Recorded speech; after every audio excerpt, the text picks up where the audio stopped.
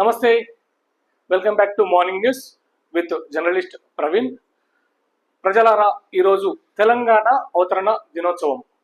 అయితే తెలంగాణ మొత్తం అధికారికంగా ఈరోజు తెలంగాణ ఆవిర్భావ అవతరణ దినోత్సవాన్ని ఈరోజు అంగరంగ వైభవంగా పరేడ్ గ్రౌండ్లో ఈరోజు తెలంగాణ రాష్ట్రం జరుపుకుంటున్నది.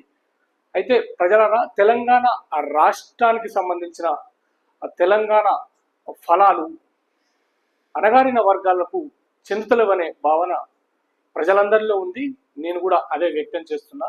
దేని గురించి ఈ మాట మాట్లాడుతున్నానంటే, అయితే రాష్ట్రంలో 90% తెలంగాణ సంపద మొత్తం బడా కాంట్రాక్టుల చేతుల్లో, ఈ అగ్రవర్ణాల చేతుల్లో.